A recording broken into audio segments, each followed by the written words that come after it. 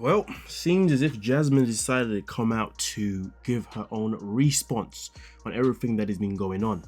And as you can see right here, she says, recently got the resources.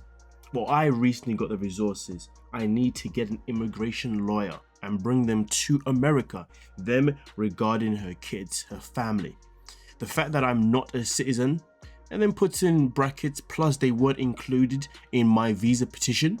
Close bracket, and of course she's got to make that abundantly clear because she's got to stress the fact that Gino did not put her in her visa petition is why she's in this position. At least that's how she stressed it when they were on Happily Ever After. So to be fair, I'm not surprised that she's trying to remind us of that little information.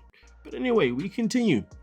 Continues by saying is making things very hard, plus the current political situation which might favor or not this kind of process.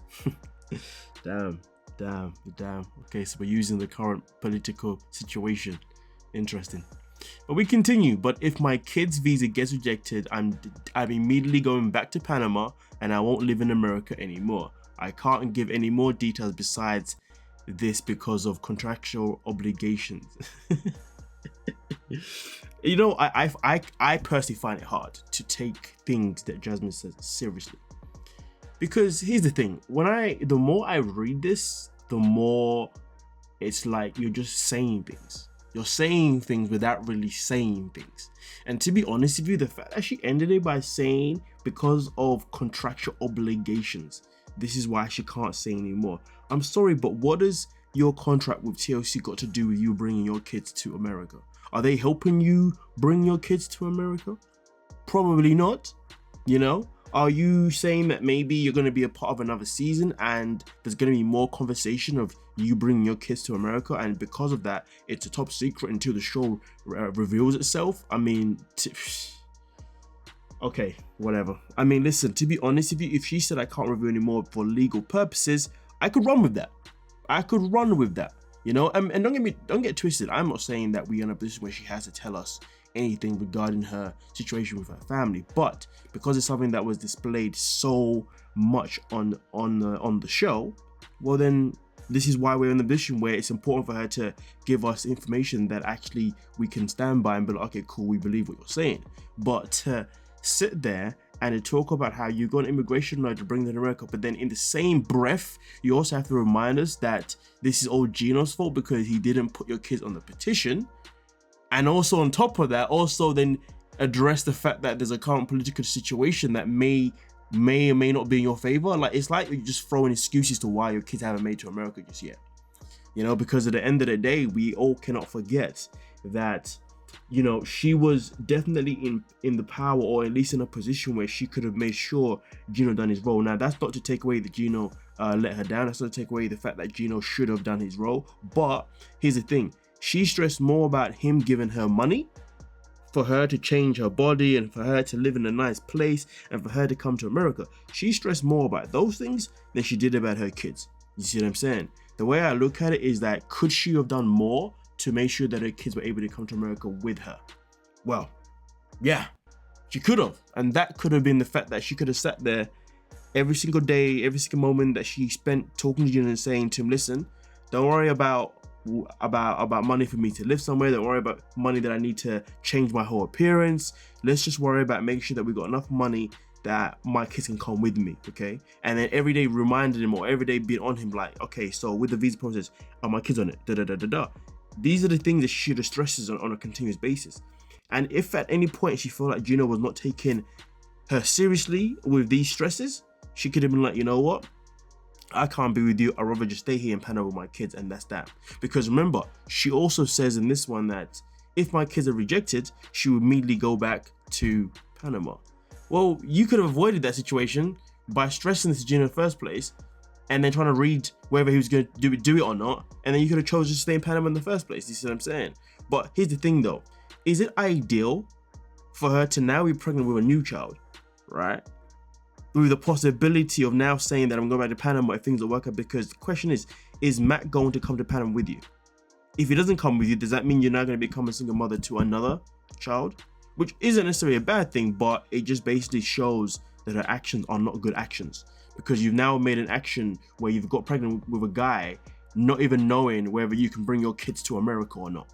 You know, you've now got pregnant with another guy. Now we've now fully telling us that if you don't get your way, you're now gonna leave America to go out to Panama, regardless of whether Matt comes with you or not. By the sounds of it, does Matt have a say in this? Like, come on. Like I said, the more I read it, the more I pick it apart. But maybe I'm just being negative and I'm not seeing things for what they are. And if that's the case, please do let me know your own thoughts in the comment section. But yeah, for me personally, I cannot stress how much I feel like she probably should have never made this comment in the first place. And even if she was, or she should have really kept it simple. She should have said, listen, I recently got the resources I need to get an immigration lawyer and to bring them to America. And then that's it. She could have just said that, to be honest with you.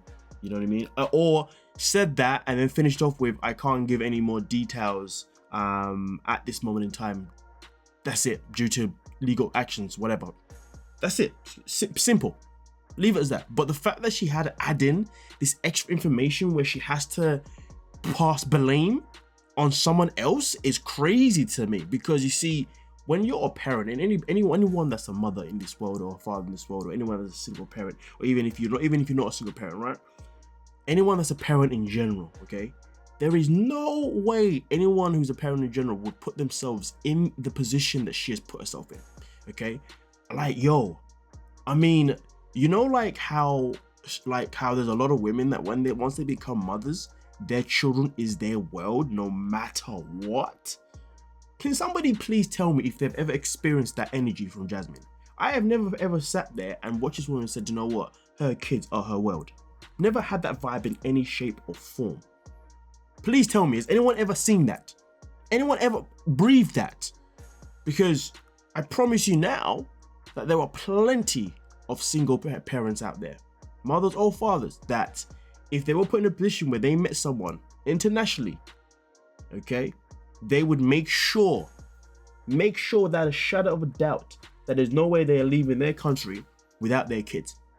They would make sure that the person they're with is going to prioritize their kids coming to whatever country they move into.